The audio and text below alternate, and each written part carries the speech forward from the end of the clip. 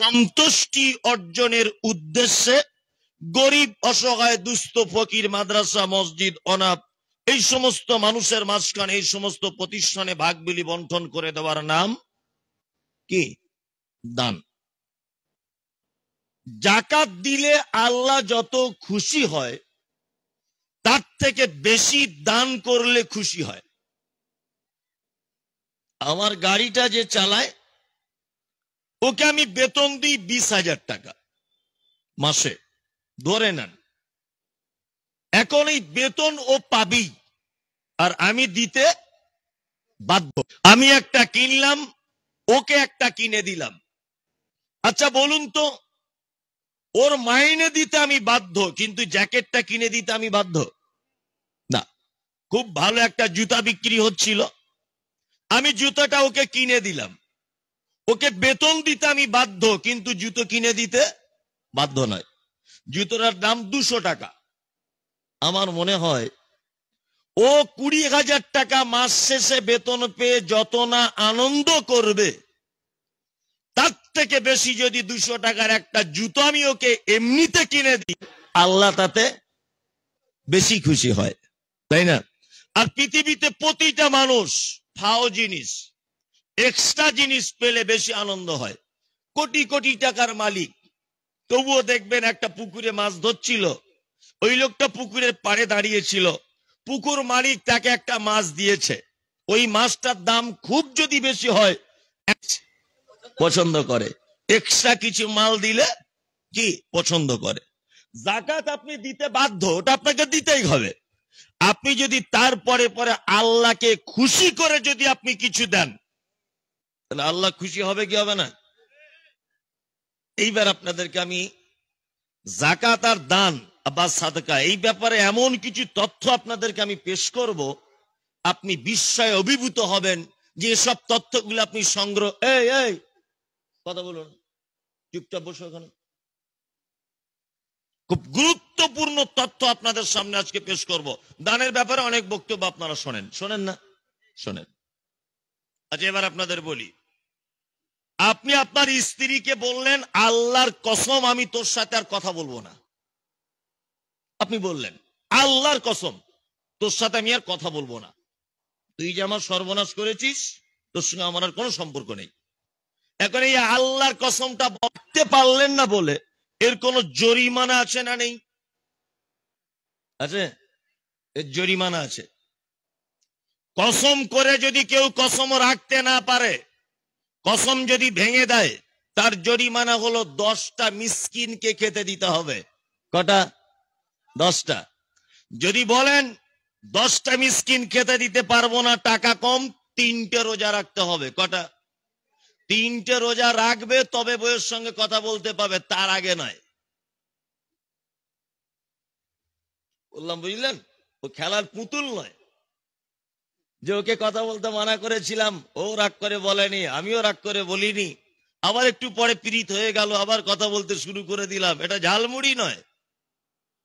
এই কসম ভঙ্গ করার কারণে 10টা মিসকিন খাওয়াতে হবে, আর না হলে 3টা রোজা রাখতে হবে। নাম্বার 2, আপনি হজ করতে গেলেন, হজে গিয়ে কোনো কারণে কুরবানি করতে ভুলে গেছেন, বলুন তো জরিমানা কি? জানা আছে? জানা নেই? এর জরিমানা প্রথমে আপনাকে সাদাকা করতে হবে। সাদাকা যদি করতে না পারেন, তাহলে মক্কাতে থাকা অবস্থাতে 3টে রোজা রাখতে হবে, সিয়াম পালন করতে হবে। কটা? 3টা। মক্কাতে 3টা রোজা রাখার পরে আপনাকে বাড়িতে এসে আবার রোজা রাখতে হবে 7টা। তাহলে টোটাল কটা হলো? 10টা। তাহলে আগে কসমের কাফারা হিসেবে জরিমানা প্রথমে কি? 10টা মিসকিন খাওয়াতে হবে, তার মানে 10টা মিসকিনকে দান করতে হবে, তাই না? আর হজের ব্যাপারে ভুল হয়ে গেলে প্রথমে কাফারা কি? সাদকা করতে হবে, তার মানে ওখানেও দান করতে হবে, তাই না? এইবার আর একটা কথা বলি, আমরা আগামী রমজান মাস আসছে না? আগামী রমজান মাসে আমরা রমজানের সিয়াম পালন করি, এটা আমরা, তাই না? ফিতরা কি দিয়ে দিই? খাদ্যদ্রব্য। কি বললাম বুঝলেন? টাকা দিয়ে দিতে হবে না, খাদ্য দিয়ে দিবেন। কি বললাম বুঝতে পারছেন? ফিতরা সম্পর্কে দুটো একটা কথা বলে রাখছি, যেগুলো আপনাদের জেনে রাখা ভালো হবে। সেটা হচ্ছে এই, অনেক মানুষ আছে যারা ফিতরা আদায় করে, 15টা রোজা হয়ে গেল ফিতরা দিয়ে দিল। কেউ 10টা রোজা হয়েছে ফিতরা দিয়ে বসে আছে, হ্যাঁ, কেউ 20টা রোজা হয়েছে ফিতরা দিয়ে বসে আছে। এটা ইসলামের পদ্ধতি নয়। ইসলামের পদ্ধতি হচ্ছে এই যে আপনি রোজা করতে করতে রোজার ভিতরে যদি কোনো ভুল ত্রুটি হয়ে যায়, তাহলে তার কাফারা হিসাবে তার নাম যাকাতুল ফিতর, অর্থাৎ ফিতরা, তাই তো? এখন আপনি যদি 20টা রোজায় যদি ফিতরা দেন, তা আরো তো 10টা রোজা বাকি, এর ভিতরেও তো কিছু ভুল ত্রুটি হতে পারে, পারে কি পারে না? তাহলে এর কাফারা কি হবে? ওই জন্য উত্তম পদ্ধতি হচ্ছে, আল্লাহ রসুল যখন ঈদগাহে যেতেন, ঈদগাহে যাবার আগে তিনি ফিতরা বার করে দিয়ে তবে ঈদগাহে যেতেন। এখন আমাদের এখানে জনগণ বেশি, এক গ্রামে 200, 500, 1000 লোকের বসবাস। সবাই ঈদগাহে যাওয়ার আগে যদি বার করে, ঈদের নামাজেরও একটা অসুবিধা, গরিব মানুষ তারা তাদের খুশি থেকে বঞ্চিত হবে। ওই জন্য আপনি ঈদের 1 থেকে 2 দিন আগে ফিতরা দিতে পারেন। কি বললাম বুঝলেন? ফিতরা দিবেন কোথায় এটা জানা আছে? গ্রামের মোড়লের কাছে। আমরা যেটা করি না? আর গ্রামের মোড়ল ওই মানে হয় না, হয়। এখানে আমার একটা প্রশ্ন হচ্ছে এই, ওই জন্য মুহাম্মদ সাল্লাল্লাহু আলাইহি ওয়াসাল্লাম তিনি বলেছেন, কুল্লুকুম রাইন। আল্লাহ রাসূল সাল্লাল্লাহু আলাইহি ওয়াসাল্লাম তিনি বলছেন, প্রতিটা অভিভাবক, প্রতিটা দায়িত্বশীলের জন্য কিয়ামতের মাঠে জবাবদিহিতার ব্যবস্থা করা হবে, এবং প্রতিটা দায়িত্বশীলকে কিয়ামতের মাঠে জবাবদিহি দিতে হবে তার অধীনস্থে থাকা দায়িত্বের ব্যাপারে। চলে থাক।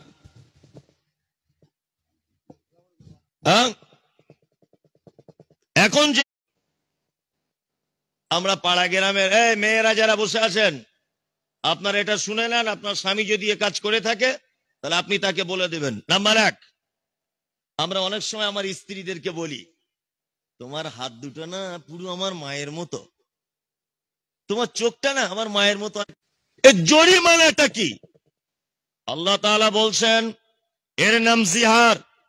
পবিত্র আল কোরআনে একটি সূরা অবতীর্ণ হয়েছে, কদ সামিআল্লাহু কাওলাল্লাতী তুজাদিলুকা ফি জাওজিকা ওয়া তাসতাকি ইলাল্লাহ। একটি সূরা পর্যন্ত অবতীর্ণ করা হয়েছে এই ভুলের কারণে। কি বললাম বুঝলেন?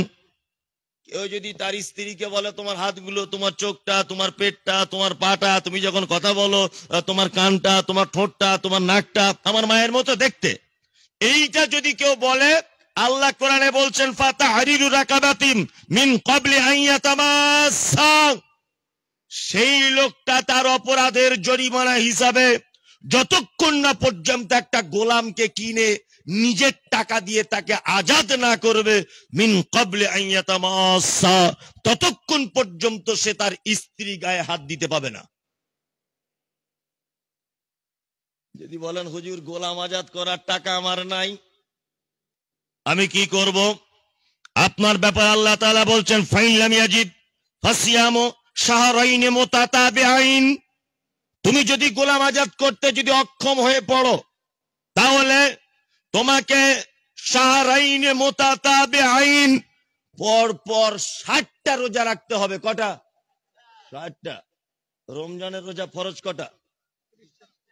এই তো অনেক মানুষ করে না। রমজান মাস এলেই কারু গ্যাস্ট্রিকের সমস্যা, কারু কলেরা, কারু পেট ফাঁপ দেয়, কারু বদ হজম হয়, এসব হয় না? এমনি মাসে জনমের খাওয়া খাচ্ছে, কোনো সমস্যা নেই। রমজান মাস হলো যত অসুখ ধরে, আছে এরকম লোক অসুখে ভর্তি। মৌলভী সাহেব জিজ্ঞেস করছে, কি ব্যাপার ভাই? আর বলবেন না, উরি বাবা, গ্যাসের বেদনায় মরে যাচ্ছি। অথচ 11 মাস পুরো সুস্থ, জনমের খাওয়া খেয়েছে। রমজান মাস এলে ওর যত মানে অসুখ সব রমজান মাসে ধরে, তাই না? চলুন, কটা রোজা রাখতে হবে জরিমানা হিসাবে? 60টা। 60টা রোজা কেমন করে? এর একটা খুব সুন্দর কথা বলি। একটা লোক রোজা করছে করছে করছে করছে করছে 55টা এসে পৌঁছেছে, একটা ভেঙে গেছে, আবার গোড়া থেকে শুরু। আপনি দাঁত বার করে হেসে দিলেন, আল্লাহ এ কথা বলছে। একটা লোক 58টা করলো, 58টা করার পরে একটা রোজা ভেঙে গেল, আবার গোড়া থেকে শুরু। এর নাম শাহরাইনে মুতাতাবিআইন, মানে পর পর পর পর 60টা রোজা। একদিনও মাঝখানে বিরতি দেওয়া চলবে না। তাহলে বউকে কেউ তার মায়ের সঙ্গে তুলনা করলে দ্বিতীয় জরিমানা কি? 60টা রোজা রাখতে হবে। হুজুর আমি 60টা রোজা তো করতে পারবো না, 30টাই পারি না, 60টা করবো কি করে? আপনি দ্বিতীয় জরিমানা বলছেন ফাইন লাম ইয়াস্তাতিম ফাইতামু সিত্তিনা মিসকিন। তুমি তাহলে এক কাজ করো, 60 জন মিসকিনকে খাওয়াও। কতজন? 60 জন। আচ্ছা বলুন, এই 3টে জরিমানার ভিতরে 2টি জরিমানা কি দিয়ে? বক্তব্য শুনছেন না?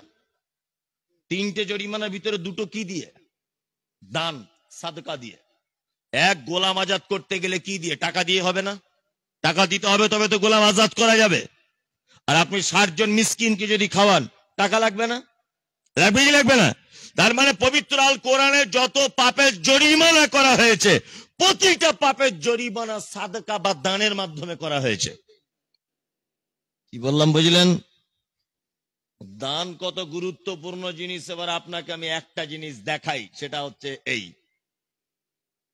আমাদের পাড়া গ্রামে অনেক লোক মারা যায়। মারা যাবার 10 মিনিট আগে তার বড় বৌমা, ছোট বৌমা, তার বেটিরা, তার স্ত্রী, তার বেটারা তার চারিদিকে গোল হয়ে বসে। বসে না? বসে কি বলে? বসে বলে, সাবিনা একটু ঠান্ডা পানি আন, আশরাফুল একটু ঠান্ডা পানি আন, তোর বাপ মনে হয় বেদানার রস খেতে চাইছে রে, একটু ভালো করে নিচিড়ে দে, এক ফোঁটা দে মুখে, বলে না? আর আমরা দিও তাই, দেই না? ঠান্ডা পানি টানি দিই না? দিই। আচ্ছা ও কি তখন বলে, আমার একটু পানি দাও? ও বলে একটু বেদানার রস দাও? ও বলে একটু গরম দুধ দাও? কি বলে? আল্লাহর নবী বলছেন,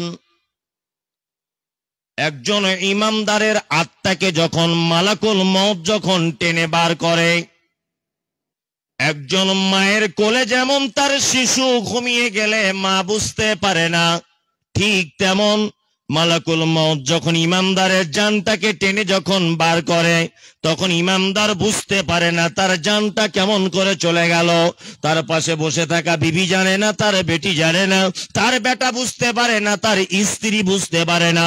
এক কথাতে সবার মাঝখান থেকে চলে যায়, কিন্তু কেউ অনুভব করতে পারে না।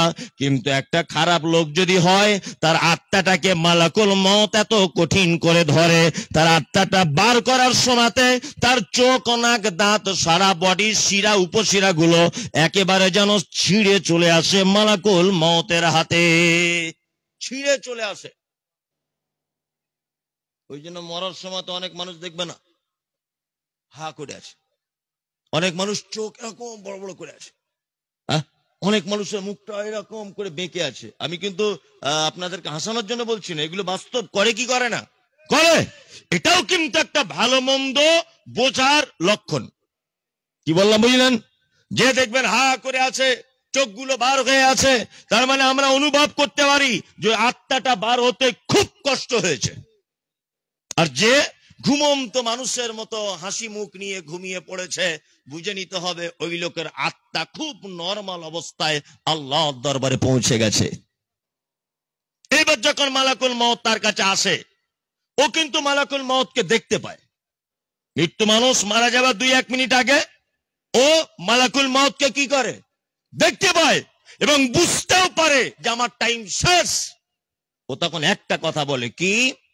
ফায়াকুলা রাব্বি লাউলা খরতানি ইলা আজালিন করিব ফাআসাদদাকা ওয়া আকুম মিনাস সালিহিন। আল্লাহ গো, আমার তো টাইম শেষ, আমি আর পৃথিবী নামক জায়গাতে থাকতে পারবো না।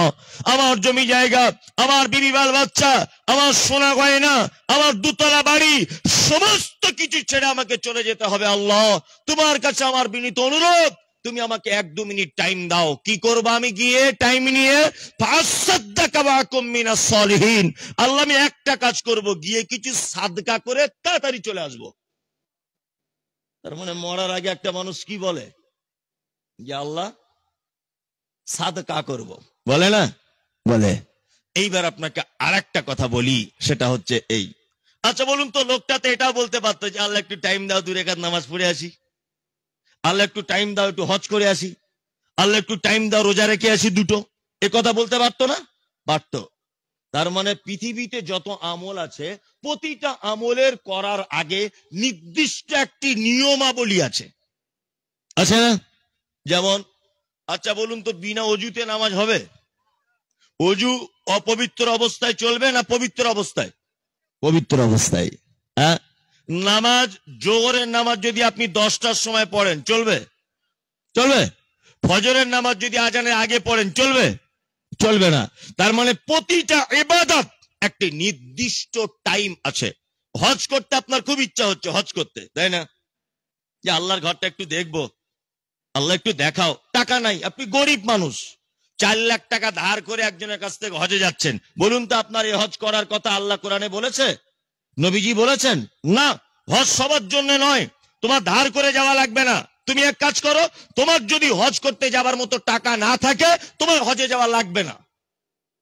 তুমি কেন ধার করে যেতে চাইছো? কুরবানি একটি ইবাদত, টাকা আছে কুরবানি দেন, টাকা নেই দিতে হবে না, কোনো গোনা নেই। ভালো করে বুঝবেন। এবার আপনাকে একটা কথা বলি, রোজা আপনি যদি রাখেন, একটা লোক সারি করলো না, ইচ্ছা করে, ঘুমিয়ে গিয়েছিল তা নয়, ইচ্ছা করে করলো না, তার রোজা হবে? একটা লোক ইচ্ছা করে 20 মিনিট দেরি করে ইফতারি করলো, তার রোজা হবে? একটা লোক রমজান মাসে রোজা করতে করতে তার স্ত্রীর সঙ্গে মিলন করলো দুপুর 12টার পর, রোজা থাকবে? থাকবে না। তার মানে রোজার একটা নির্দিষ্ট নিয়ম কানুন আছে, নামাজের একটা নির্দিষ্ট নিয়ম কানুন আছে, হজের একটা নির্দিষ্ট নিয়ম কানুন আছে। ওই লোকটা যদি মরার আগে যদি বলে আল্লাহ আমাকে একটু টাইম দাও, আমি 2 রাকাত নামাজ পড়ি, তাহলে লোকটাকে ওযু করা লাগবে, নির্দিষ্ট টাইম হওয়া লাগবে, আবার ওই নামাজটা শেষ করতে মিনিমাম 20 মিনিট টাইম লেগে যাবে। লোকটা যদি বলে আল্লাহ তুমি আমাকে একটু টাইম দাও, আমি একটু হজ করে আসি, পাসপোর্ট তৈরি করতে হবে, ভিসা লাগাতে হবে, হজের নির্দিষ্ট সময় আছে, সেই সময় পর্যন্ত অপেক্ষা করতে হবে, তার আগে ওই ইবাদত করতে পাবে না। ওই লোকটা যদি বলে আল্লাহ একটু রোজা রেখে আসি, তাহলে তাকে সাহারি করতে হবে, 12 থেকে 14 ঘন্টা 15 ঘন্টা শুকিয়ে থাকতে হবে, নির্দিষ্ট টাইম ইফতার করতে হবে, তাছাড়া এই ইবাদত করতে পারবে না। ওই জন্য মৃত মানুষটা বারবার বলে ফাসাদদাকা ওয়া কুম মিনাস সালিহিন, আল্লাহ গো আমি কিচ্ছু করব না, একটা কাজ করব, সেটা হচ্ছে আমাকে একটু টাইম দাও, আমি একটু সাদাকা করে আসি, সাদাকা। তার মানে একটা মাত্র ইবাদত আছে, আমল আছে, যে আমল করার কোনো পদ্ধতি নেই। ভিখারি বলেছে লা ইলাহা ইল্লাল্লাহ, মা 2টো কিছু দাও, এটা যেই বলেছে পকেটে হাত দিয়ে এই নাও 5 টাকা ছিল, দিয়ে দিলেন। ভিখারিটা মেয়ে ছেলে না বেটা ছেলে এটা দেখার প্রয়োজন আছে? ও কানা না খোঁড়া, লম্বা না বেটে, কালো না ধলো, ও ধনী না গরিব, এটা দেখার সময় আছে? না।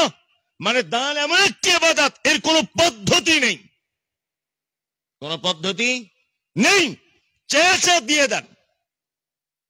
পৃথিবীতে অনেক ভালো কাজের একটা ভালো কাজ, তার নাম দান বা সাদাকা।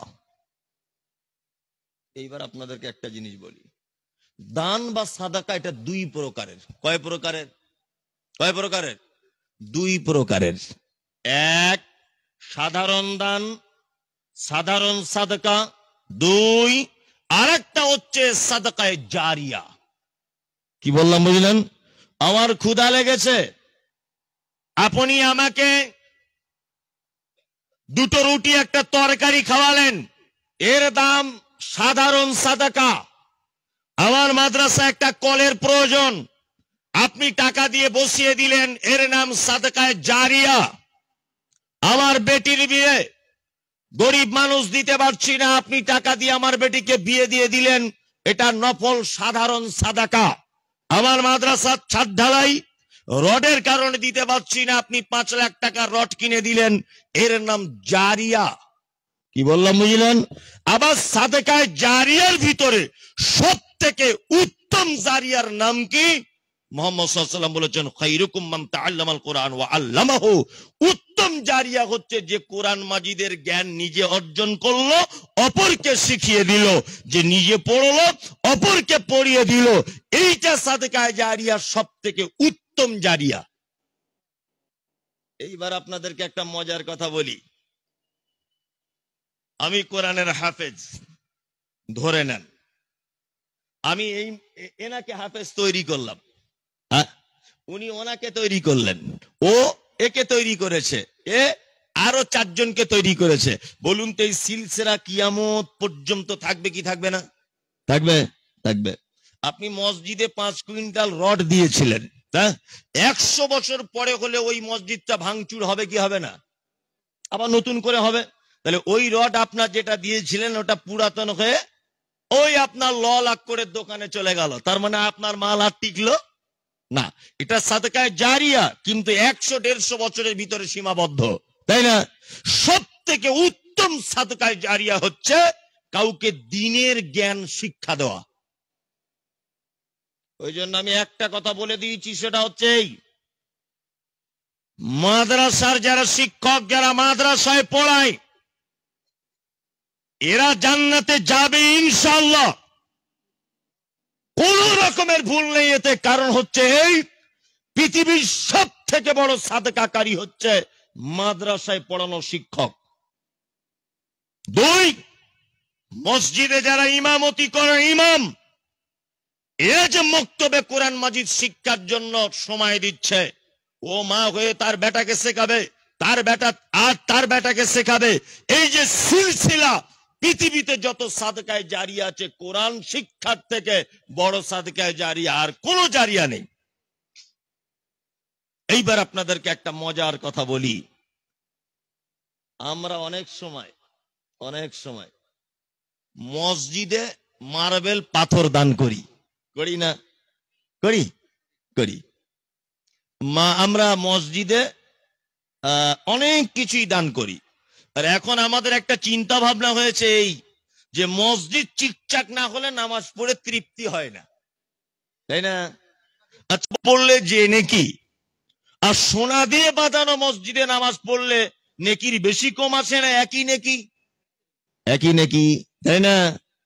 মসজিদে এসি লাগানো বাদ দিয়ে, মার্বেল পাথর লাগানো বাদ দিয়ে, মসজিদ প্লাস্টার করা বাদ দিয়ে, মসজিদের উন্নতি করা বাদ দিয়ে, ওই মসজিদের পাশে 2 শতক জায়গা কিনে বাচ্চাদের কোরআন শেখাবার মক্তব চালু করুন। পৃথিবীর সব থেকে দামি সাদকায়ে জারিয়া। কি হবে মসজিদ 2 তলা করে? কি হবে মার্বেল পাথর লাগিয়ে? কি হবে এসি লাগিয়ে? আর এসিতে নামাজ পড়লে যে নাকি মাটির মসজিদে একই নাকি? তা নাকি কোনো পার্থক্য আছে? পার্থক্য নেই। ওই জন্য সমাজের প্রতিটা স্তরের মানুষের কাছে এটা আমার বিনীত অনুরোধ, মসজিদে বেশি করে দান করার থেকে যেখানে কোরআনের শিক্ষা হচ্ছে এই জায়গায় বেশি করে টাকা খরচা করুন, বেশি করে টাকা খরচা করুন এই জায়গায়। মসজিদে বেশি দান করা লাগবে না। কি দরকার মার্বেল পাথর লাগানোর? নাই, মার্বেল পাথর থাক। কে বলেছে মসজিদের এসির জন্য জলসা করে চাঁদা তুলতে হবে? এসিতে নামাজ পড়লে কি নাকি বেশি? মার্বেল পাথরে নাকি বেশি? তাহলে আবার কি আছে? যেখানে কোরআন শেখানোর ব্যবস্থা চলছে মাদ্রাসাগুলোতে বেশি করে টাকা দেন, শিক্ষকরা বেশি করে বেতন পাক, আরো মেহনত করে বাচ্চাদেরকে কোরআন শেখাক। কোরআন শেখানোর থেকে বড় সাদকায়ে জারিয়া আর কোন জারিয়া হতে পারে না। এইবার আপনাদেরকে আমি আর একটা কথা বলি, সেটা হচ্ছে এই দান আমরা অনেকজন করি, তাই না? দানীদের ব্যাপারে আল্লাহ তাআলা পবিত্র আল কোরআনে বলছেন কি, আল্লাযীনা ইউনফিকুনা ফিস সাররাই ওয়াজ যাররাই ওয়াল কাযিমিনাল গায়যা ওয়াল আফিনা আনিন নাস ওয়াল্লাহু ইউহিব্বুল মুহসিনিন। আল্লাহ বলছে পৃথিবীতে 4টে লোককে ভালোবাসি। কটা লোককে? 4টা লোককে। তার ভিতরে এক নম্বরে আল্লাহ তাআলা বলছেন কি, আল্লাযীনা ইউনফিকুনা ফিস সাররাই ওয়াদ দাররাই। আল্লাহ বলছে যারা সচ্ছলতায় অসচ্ছলতায় যারা দান করে। 2, ওয়াল কাযিমিনাল গায়জা, যারা রাগকে কন্ট্রোল করে নেয়। ওয়াল আফিনা আনিন নাস, যারা অপরাধীদেরকে ক্ষমা করে দেয়। আল্লাহু ইউহিব্বুল মুহসিনিন, নিশ্চয় আল্লাহ 4 কোয়ালিটির লোককে সবথেকে বেশি ভালোবাসে। 1, যারা সচ্ছলতায় অসচ্ছলতায় আল্লাহর রাস্তায় দান করে। 3, ওয়াল কাযিমিনাল গায়জা, যারা রাগকে কন্ট্রোল করে। কিন্তু আমি একটা রাগ আর কন্ট্রোল করতে পারছি না। কি বললাম বুঝলেন? একটা রাগ আর কন্ট্রোল করতে পারছি না। আমি কিছুদিন আগে ডিসেম্বরের 3 তারিখে বাংলাদেশ গিয়েছিলাম। বাংলাদেশে আপনারা আমাকে দেখেছেন সোশ্যাল মিডিয়াতে। বাংলাদেশে আমি 19টি জেলাতে প্রোগ্রাম করলাম। 19টি জেলা, তার ভিতরে দিনাজপুর, আপনার ঠাকুরগাঁও, পঞ্চগড়, টাঙ্গাইল, জয়পুরহাট, সাতক্ষীরা, বগুড়া, ময়মনসিংহ, এইভাবে 19টি জেলাতে আমি সফর করেছি। টোটাল 36টা প্রোগ্রাম করে এসেছি বাংলাদেশে। 19টি জেলার প্রতিটি জেলায় জেলায় আমি আমার সময় অনুযায়ী তদন্ত করেছি। তদন্ত করে জেনেছি যে ভারতের মিডিয়া যেভাবে উঠে পেরে লেগেছে বাংলাদেশের হিন্দুদেরকে মেরে দিচ্ছে মুসলিমরা, এই নিয়ে যে মিথ্যা প্রচার চালাচ্ছে ভারতের মিডিয়ারা, এই ঘটনা কি সত্য? আমি যে নাপিতের কাছে চুল কেটেছি, 30 দিন যে ড্রাইভারটা আমার গাড়ি চালিয়েছে তার নাম সরজিৎ রায়, হিন্দু, তাকে জিজ্ঞাসা করেছি, বিভিন্ন জায়গায় জিজ্ঞাসা করেছি যে আসলেই কি বাংলাদেশের মুসলিমরা তোমাদের উপর অত্যাচার করছে? বলছো হুজুর একেবারে মিথ্যা কথা, একেবারে মিথ্যা কথা। যদিও বা কোনো হিন্দুর বাড়িতে ভাঙচুর যদিও বা চালানো হয়, সেটা রাজনৈতিক দ্বন্দ্বের কারণে হয়েছে, সাম্প্রদায়িকতার কারণে হয়নি। দীর্ঘদিন হাসিনা সরকার থাকার কারণে নির্যাতনের শিকার হয়েছিল যারা, হাসিনা পালানোর পরে প্রতিশোধ নিতে গিয়ে হয়তো একটা হিন্দু লোকের বাড়িতে ইট পাটকেল কিছু মেরেছে, এটা হতে পারে। কিন্তু হিন্দু মুসলিম দ্বন্দ্বের কারণে একটা হিন্দু লোকের বাড়ি ঘর ভাঙা হয়নি, একটা হিন্দুর গায়ে আঘাত করা হয়নি। ভারতবর্ষের যে সমস্ত গদি মিডিয়ারা, পা চাটা মিডিয়ারা, এবং আমার মনে হয় যে এরা এইখান থেকে বসে বসে রিপোর্টারগিরি করছে, ওখানে একজনা সাংবাদিক পৌঁছাতে পারেনি, একটা সাংবাদিক ওখানে যায়নি, মিথ্যা। তার ভিতরে আমাদের পশ্চিম বাংলা একটা শান্ত পরিবেশ। পশ্চিম বাংলার হিন্দু মুসলিম আমরা খুব সুন্দরভাবে বসবাস করছি, আমাদের এখানে কোনো ভেদাভেদ নেই। আছে পশ্চিম বাংলার একটা হিন্দু দর্দি লোক এখন দেখতে পাওয়া যাচ্ছে, তার নাম পাগল শুভেন্দু অধিকারী, হচ্ছে পাগল। আমার মমতা ব্যানার্জি সরকারের কাছে এটা অনুরোধ, আপনি অবশ্যই ওকে পাগলা গারদে ভরুন, আর না হলে কোন একটা ভালো চিকিৎসক দ্বারা তোর ব্রেনের চিকিৎসা করান। সারা পশ্চিম বাংলার এত হিন্দু থাকতে কোন হিন্দু আর একটা হিন্দুর উপরে দরদ জাগলো না? তুমি একা দরদ দেওয়াচ্ছ। আরে তুমি তো সেই সময় দ্বন্দ্বকারী। মমতা ব্যানার্জির সমাজে তুমি বলেছো বিদেবি হটাও, দেশ বাঁচাও। তুমি তো তখন ইফতার পার্টিতে গিয়ে জনমের মতো ইফতার খেয়েছো, তুমি তো তখন গরুর গোস্ত খেয়েছো, তুমি তো তখন মাথায় টুপি দিয়ে মুসলিমদের পরিবেশে জলসার স্টেজে ইফতার পার্টিতে তুমি বসেছো। আর আজকে মমতা সরকারের কোটি কোটি টাকা আত্মসাৎ করার পরে তুমি এখন ইডি সিবিআই তদন্তের ভয়ে বিজেপির কাছে আত্মসমর্পণ করে তুমি এখন হিন্দু মুসলিমের একটা দ্বন্দ্ব বিচ্ছেদ করার তুমি চেষ্টা করছো। তোমার এই ষড়যন্ত্রের ফাঁদে একজন কেউ পা দেবে না, কেউ পা দেবে না। কারণ শুভেন্দু অধিকারীর চালাকি খুব সুন্দর, উন্নত মানের। হিন্দুরা বুঝতে পেরে গেছে এ পাক্কা একটা দালাল। কি বলছি বুঝতে পারছেন? পাক্কা দালালে। সারা ভারতবর্ষে হিন্দু মুসলিম আমরা শান্তিতে বসবাস করছি। সারা বাংলাতে আজও পর্যন্ত আমরা হিন্দু ভাইয়ের চায়ের দোকানে চা পান করি, হিন্দু ভাইয়ের হোটেলে আজও পর্যন্ত খাই। আমি আজকে পর্যন্ত হিন্দু হোটেলে খেয়ে এসেছি, কোনো অসুবিধা নেই। শুভেন্দুর মতো কিছু বদমায়েশ লোকের কারণে ভ্রাতৃত্ব নষ্ট করার একদম পরিকল্পনা চলছে। আর তার মধ্যে কিছু মিডিয়া রয়েছে, আর কি বলবো, ইস ঘর में लगी है घर ही की चिराग से, কিছু হারামখোর মুসলিম নামের কলঙ্ক মিডিয়াতে যুক্ত, মুসলিম নামের কলঙ্ক যারা, এই মিডিয়াও কিছু যুক্ত রয়েছে, প্রতিশোধ নিতে চাইছে, বলছে প্রতিশোধ নেব। বাংলাদেশের হিন্দুদের অবস্থা যেমন, আমরা এখানকার মুসলিমদের অবস্থা ঠিক তেমন করব। তোমার বাপের 14 পুরুষের ক্ষমতা নেই একটা ডকুমেন্টস দিয়ে প্রমাণ করানোর যে বাংলাদেশের কোন হিন্দু মার খেয়েছে। ওপার থেকে কাউকে 2-10 লাখ টাকা দিয়ে নিয়ে এসেছে, এই পারে এসে সাংবাদিকদের সামনে জিজ্ঞেস করছে, এই ওপারে কি মারধর চলছে? বলছে হিন্দুরা খুব মারধর খাচ্ছে, অথচ কিছুই নয়। এইসব রাগ কি আর সহ্য করে থাকা যায়? হ্যাঁ, আশ্চর্য ব্যাপার।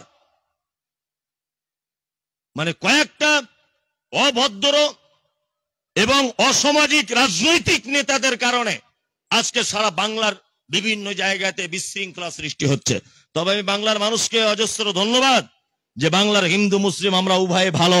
ওই শুভেন্দু পাগলার কথাতে আমরা কোনোদিন সাম্প্রদায়িক ব্যাপারে কোনো ঝামেলা করিনি, আমরা খুব ভালো আছি আলহামদুলিল্লাহ, তাই না? আল্লাহ তাআলা বলছেন আল কাদিমিন আল গায়জা, রাগ হলে রাগটাকে কি করো? কন্ট্রোল করো। ওয়াল আফিনা আনিন নাস, তোমার কাছে যদি কেউ অপরাধ করে তুমি তার অপরাধকে কি করো? ক্ষমা করে দাও, তাই না? তাহলে বলুন তো দেখি, এই 4 কোয়ালিটির লোকের ভিতরে আল্লাহ সব থেকে ভালোবাসে প্রথম সিরিয়ালে কাকে? হিসাব করে কথা বলো। আল্লাযীনা ইউনফিকুনা ফিস সাররাই ওয়াজ দাররাই, যারা সচ্ছলতায় অসচ্ছলতায় আল্লাহর রাস্তায় দান করে। কি বললাম বুঝলেন? আচ্ছা বলুন তো, দান করলে মাল কমে যায় না না মাল বাড়ে? কারা কারা বাড়ে বলছেন হাত তুলুন তো, তুলুন। একটু একটা মজার কথা বলবো, বাড়ে। তাহলে 2000 কোটি টাকা দেন তো এখন দেখি এখানে।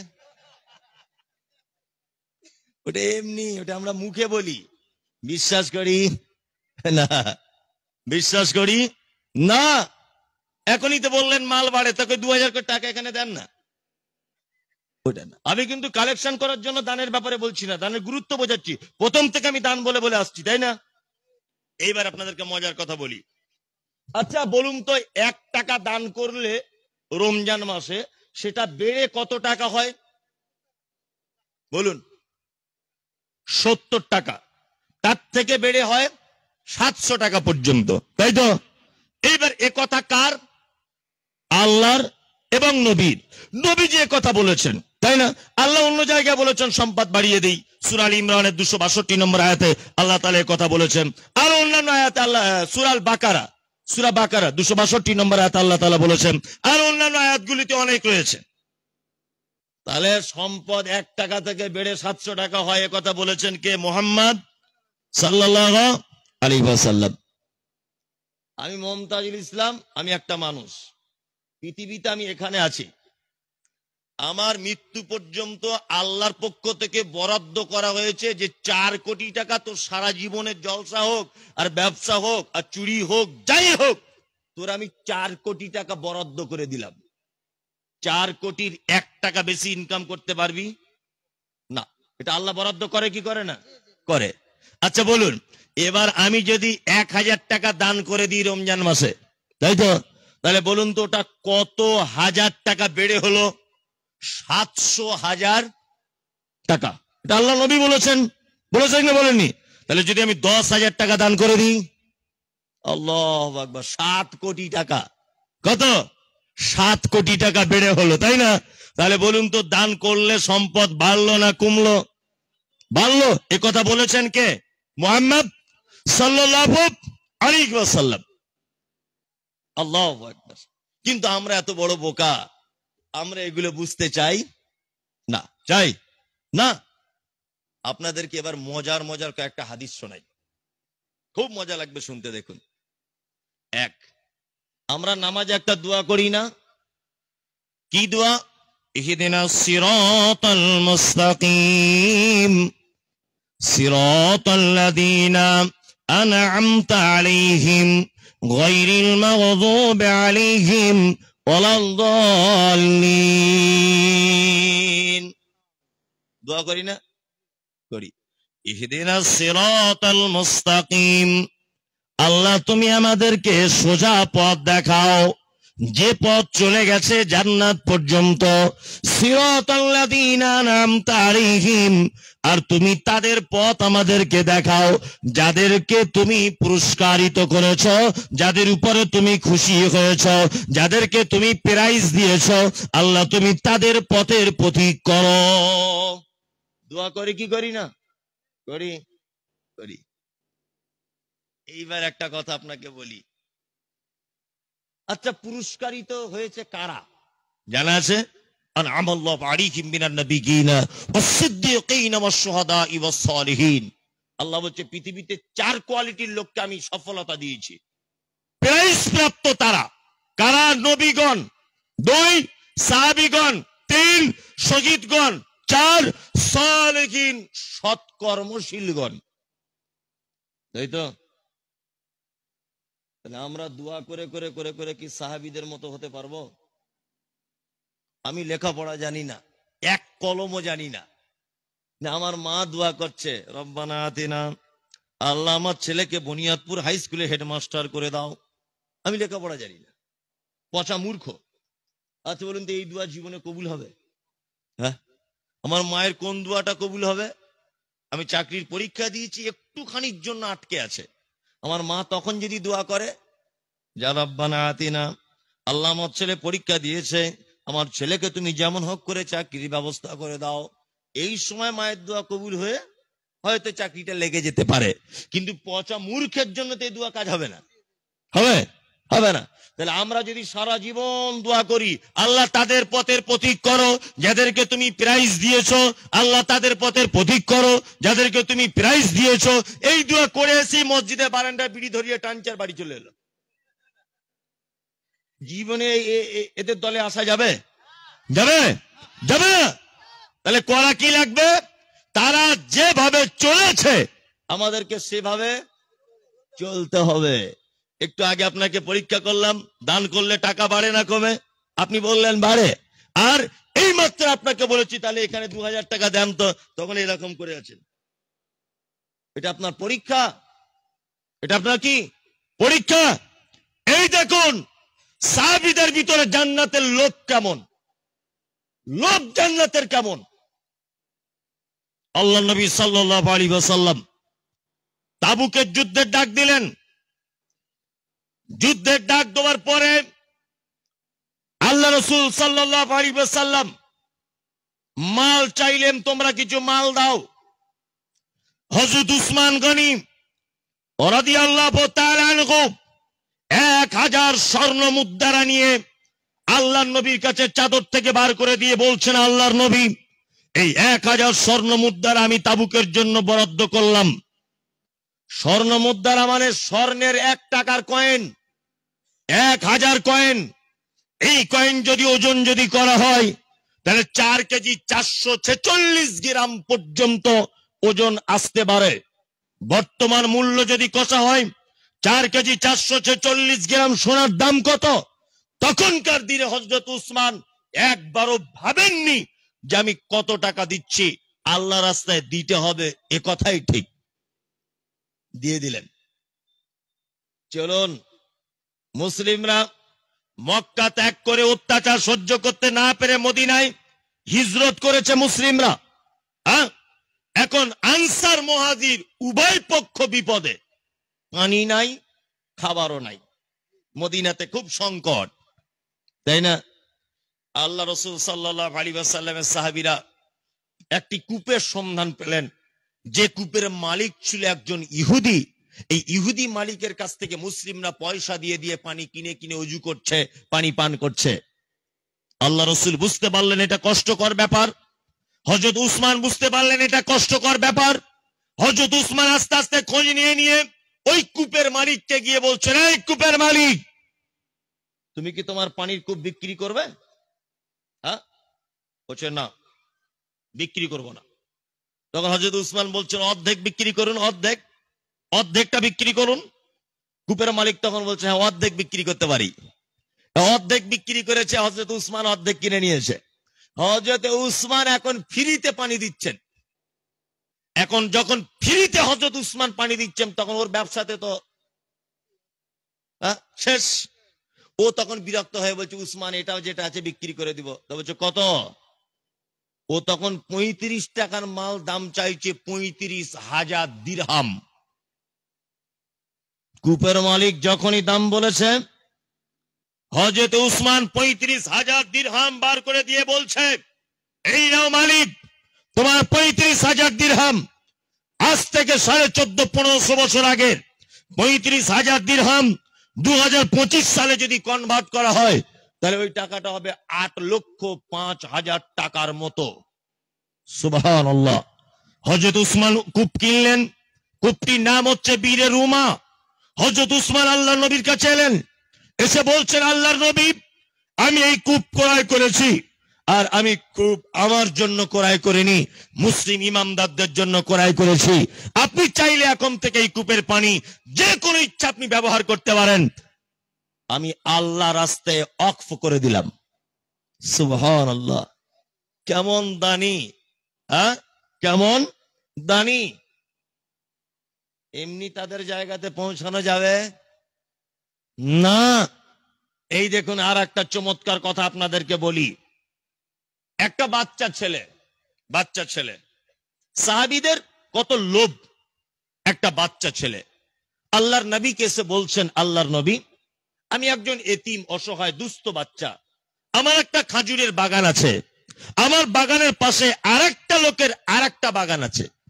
যখন ঝোড়ো হাওয়া হয়, ওর বাগানের পানি আমার বাগানে আসে, আমার পানি ওর দিকে যায়, ওর খেজুর আমার দিকে আসে, আমার খাজুর ওর দিকে যায়, এই নিয়ে সমস্যা তৈরি হয়। আল্লাহর নবী, আমি চিন্তা ভাবনা করেছি, যদি দুটো বাগানের মাঝখান থেকে এরকম একটা প্রাচীর যদি দেওয়া হয়, এই প্রাচীরটা দিলে কেমন হয়? আল্লাহ রাসূল বলছেন, তাহলে তাই করো। এতিম বাচ্চা, অসহায়, প্রাচীরটা দিচ্ছেন। দিতে দিতে একটা খাজুর গাছ ঠিক এইভাবে লেগেছে। মজার ঘটনা শুনুন।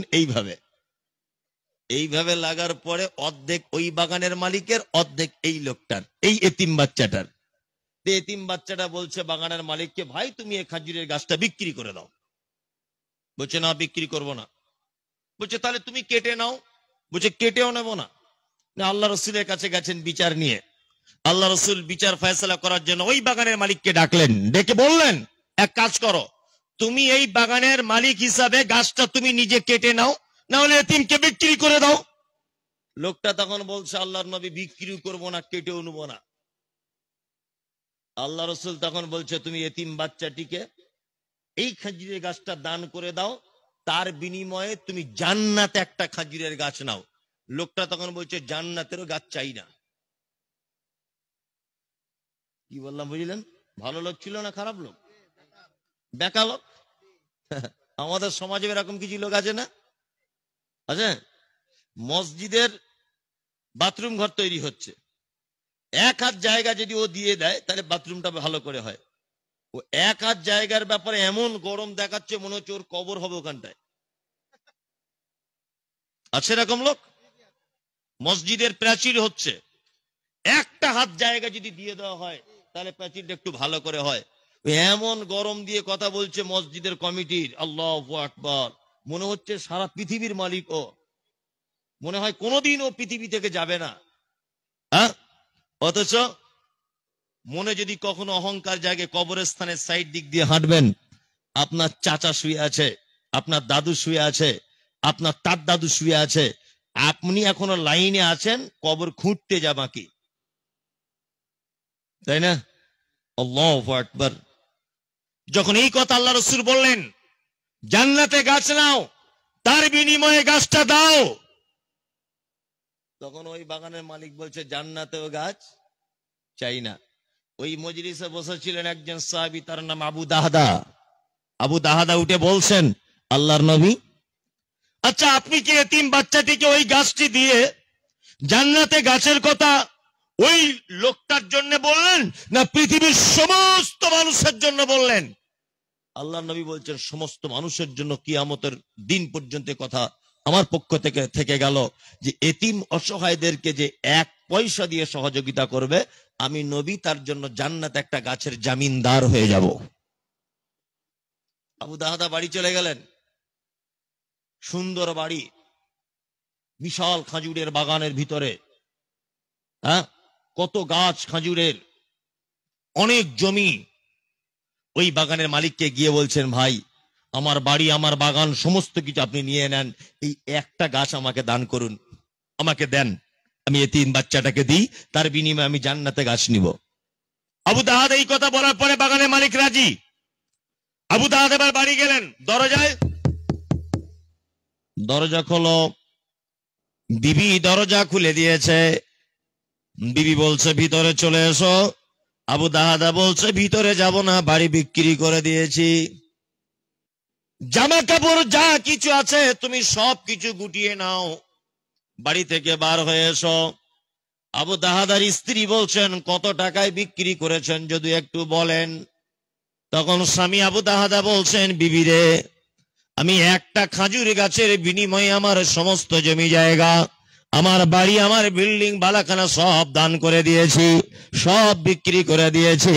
তখন বলছে, সেই খাজুরের গাছটা কোথায়? আবু দাহাদা বলছেন, সেই খাজুরের গাছ জান্নাতে, জান্নাতে গাছ। আল্লাহ রাসূল বলেছেন, জান্নাতের একটা খাজুর করতে 100 বছর একটি ঘোড়া যদি একভাবে দৌড়াতে থাকে, একটা খাজুর গাছের ছায়া শেষ করতে পারবে না। এত বড় সাহাবীদের জান্নাতের প্রতি লোভ দেখুন কতটা। আল্লাহু আকবার। আচ্ছা, আমরা অনেক সময় দান করি না? অনেক সময় কি দান করি? মানুষকে তো দান করলে যা হয় হয়, পশু পাখিকে দান করলে নাকি হয় কি হয় না? হয়।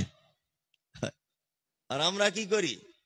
বেগুনের গাছ লাগিয়েছে, উপরে নেট জাল দিয়ে ঘিরে রেখেছে, আর মোটামুটি 70 থেকে 80টা পাখি ওই জালে জড়িয়ে শুকিয়ে মরে আছে। এরকম চাষি আছে? আছে। আল্লাহু আকবার। আমি দেখতে পাই মায়েরা এগুলো বেশি করে, চুলোতে রান্না করছে মায়েরা, পিঁপড়ে গুলো খুব বদমাইশি করছে, পায়ে কুটুস কুটুস করে কামড়ে দিচ্ছে। অনেক মাকে দেখেছি কেরোসিন তেল দিয়ে ধরিয়ে দিয়েছে। আল্লাহু আকবার। মা, আপনার মনে কি একটু দয়া হয় না যে ও একটা প্রাণী, ওকে আপনি কেন মারলেন? আল্লাহ নবী সাল্লাল্লাহু আলাইহি ওয়াসাল্লাম তিনি বলেছেন, তোমরা কোন প্রাণীকে আঘাত করলেও তার মুখে যেন আঘাত করবে না। সাপ হলেও তার মুখে মারা যাবে না, কুকুর হলেও তার মুখে মারা যাবে না, বিড়াল হলেও তার মুখে মারা যাবে না, গরু হলেও তার মুখে মারা যাবে না, যেই কোনো প্রাণী হোক, মানুষ হলেও তার মুখে মারা যাবে না।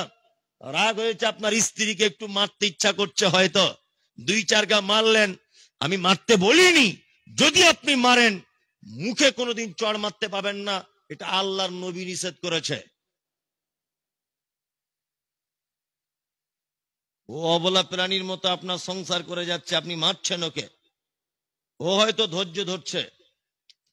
আপনার যা ব্যবহার, আপনার যা কৃতি, আপনার যা আখলাক, কোশ্চিন কালেও আপনার স্ত্রী আপনার সংসার করতো না। আপনি সংসার করার অযোগ্য পুরুষ, শুধু সংসার করছে তার বাচ্চার মুখের দিকে তাকিয়ে। অসংখ্য নারী, এখানে যতজন মেয়ে বসে আছে এর ভিতরে খুঁজলে 20টা মেয়েকে দেখতে পাওয়া যাবে ওই স্বামীর ভাত খেতে রাজি নয়, শুধু সন্তানদের মুখের দিকে তাকিয়ে তার ভাত খেয়ে যাচ্ছে। তুমি যা স্বামী, তোমার সঙ্গে সংসার করা ঠিক নয়। কোনদিন কোন প্রাণীর মুখে আঘাত করবেন কি না। আমরা অনেক সময় মাঠে ঘাটে দেখতে পাই বিষ দিয়ে অনেক প্রাণীকে মারা হয়, মারা হয় না? হয় কি হয় না? আল্লাহু আকবার। একজন ব্যভিচারিণী নারী, কি নারী? ব্যভিচারিণী নারী, রাস্তা দিয়ে হেঁটে যাচ্ছে, তার জীবনে একটাও নেকি নেই, সব তার গোনাতে ভরপুর লাল দাগ। এই ব্যভিচারিণী বেশ্যা মহিলাটি রাস্তা দিয়ে যেতে যেতে দেখতে পাচ্ছে একটা কুকুর একটি নিকৃষ্ট প্রাণী, একটি পানির কূপের সাইডে কাদা মাটি জিভ দিয়ে চাটছে। মহিলাটির মনে দয়া হলো, যে আমি যেমন মানুষ, আমার পিপাসা লাগে, ঠিক তেমন এই কুকুরটার এখন পিপাসা লেগেছে। মহিলাটি কি করলো?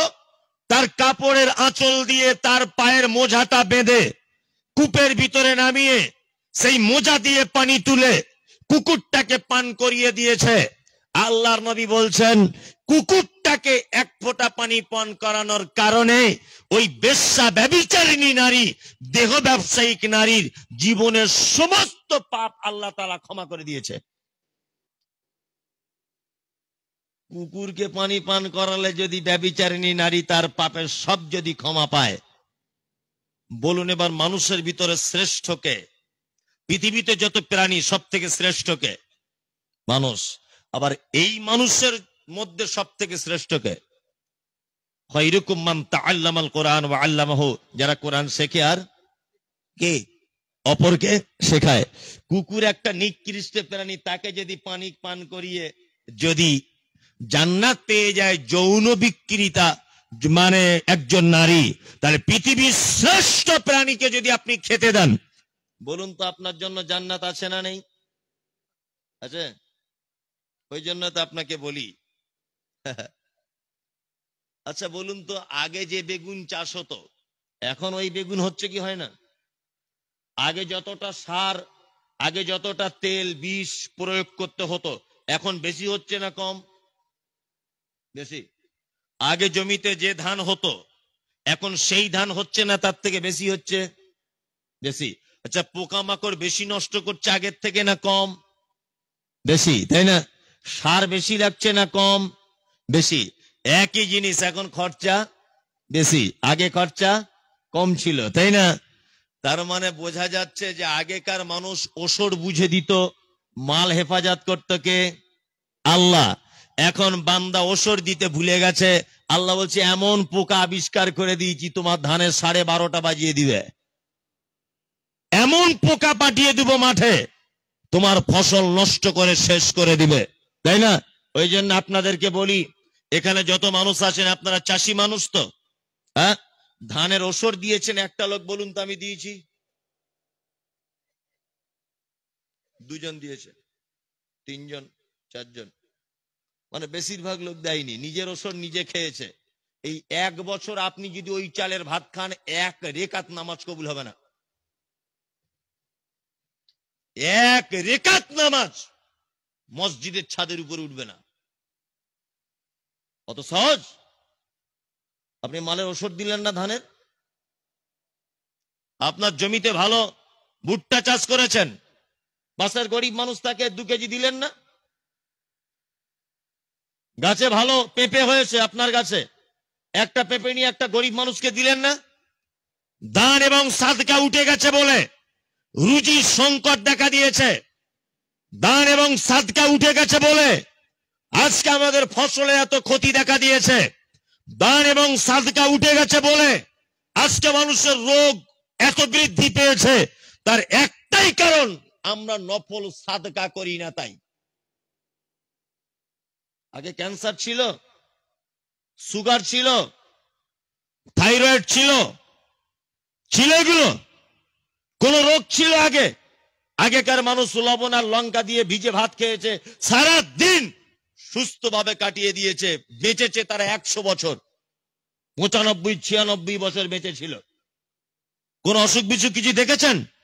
তখন ভ্রাতৃত্ব ছিল, ওর বাড়িতে চাল থাকলে এর বাড়িতে ধার দিয়েছে, হ্যাঁ, ওর বাড়িতে উনুন না থাকলে আরেকজনের বাড়িতে রান্না করেছে, এর বাড়ি কেরাসিন ছিল না, ও দিয়ে সহযোগিতা করেছে। আর এখন যা হচ্ছে ব্যাংকে ঢুকে যাচ্ছে, 2 তলা বাড়ির গেট লাগিয়ে দিচ্ছে, একটা কুকুর পর্যন্ত আপনার বাড়িতে একটা হাড্ডি পায় না, একটা কুকুর পর্যন্ত একটা হাড্ডি পায় না আপনার বাড়িতে। তা আপনার সুগার হবে না, আপনার কোলেস্টেরল বাড়বে না, আপনার থাইরয়েড হবে না, আপনার ক্যান্সার হবে না, আমার হবে না, তো হবে কার? কার হবে? সাদকা করতে শিখুন, দান করতে শিখুন। পৃথিবীতে যদি ধনী যদি হতে চান, মাল বেশি করে খরচা করুন। অনেক পদ্ধতির একটা পদ্ধতি হচ্ছে সাদকা করা। এই দেখুন একটা চমৎকার হাদিস বলি। আচ্ছা বলুন তো, কোন সাহাবীর নাম কোরআনে আছে? বলুন, কোন সাহাবীর নাম কোরআনে আছে? জানা আছে? নাই। একজন সাহাবীর নাম কোরআনে আছে, তার নাম জায়েদ। তার নাম কি? জায়েদ। আল্লাহর নবীর পালিত পুত্র, তার নাম কি? জায়েদ। এর নাম কোরআনে আছে। দুই, আচ্ছা বলুন, একজন সাহাবী এবং তার স্ত্রীর একটি ভালো কাজ দেখে আল্লাহ আসমানের উপর থেকে হেসে দিয়েছে। সুবহানাল্লাহ। কি করেছে? আল্লাহ হেসে দিয়েছে। আচ্ছা, আপনার কোন কাজ দেখে যদি আল্লাহ হেসে দেয়, আপনি এই মেয়ের এই কথা বলছেন কেন? একটা কথা বলবেন না। আমি কি লোটো গান করছি নাকি তো তোমায় হাসতে হবে? একটা কথা বলবেন না। মা বেটি যারাই বসে আছেন চুপচাপ মেরে বসুন। ভালো না লাগে আপনি চলে যান আস্তে আস্তে, কোনো সমস্যা নেই, কথা বলবেন না। আমি একটা কোন হাদিসের বাইরে কথা বলছি না। শুনুন, একটা কথা আপনাকে বলি। আল্লাহ আরশ থেকে একজন স্বামী স্ত্রীর কাজ দেখে হেসে দিয়েছিলেন। জানা আছে কারা তারা? জানা নেই। আপনাকে বলি, হঠাৎ করে আল্লাহ নবী সাল্লাল্লাহু আলাইহি ওয়াসাল্লামের মসজিদে একজন মেহমান এসেছে। একজন মেহমান। আল্লাহ নবী বললেন সাহাবীদের যে আমার বিবিদের বাড়িতে একবার ঘুরে এসো তো, বিবিদের বাড়িতে খাবার টাবার কিছু আছে কি দেখো, তাহলে মেহমানের খাবার হবে।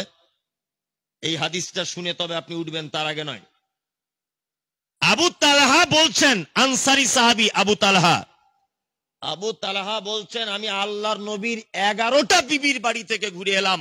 ওয়াল্লাহি, আল্লাহর কসম দিয়ে বলছি, আল্লাহর নবীর বিবিদের বাড়িতে পানি ছাড়া কোনো খাবার নাই। সুবহানাল্লাহ। তার মানে নবীজির স্ত্রীদের বাড়িতে তখনকার দিনে পানিটাও একটা খাবার ছিল। আম্মা জান আয়েশা বলছেন আমি একটা চাঁদ দেখেছি নতুন, আর একটা নতুন চাঁদ দেখেছি, আর একটা নতুন চাঁদ দেখেছি। কটা নতুন চাঁদ দেখা হলো? 3টা। আম্মা জান আয়েশা বলছেন 3টা নতুন চাঁদ অতিবাহিত হওয়ার পরেও আমাদের বাড়িতে পর পর 2 দিন 3 দিন উনুনে আগুন জ্বলেছে, এটা আমি কোনোদিন দেখতে পাইনি। কত কষ্টের দিন। অথচ তখন আল্লাহ নবী সাল্লাল্লাহু আলাইহি ওয়াসাল্লাম তিনি ছিলেন মদিনার রাষ্ট্রপ্রধান, মদিনার মুখ্যমন্ত্রী তিনি। নেতার 11 জন স্ত্রী বাড়িতে পানি ছাড়া কোনো খাবার নাই। মানে আমাদের নেতাদের মতো আর কি। তাই তো, আগে আন্ডার প্যান্ট পরে ঘুরতো গো, কেউ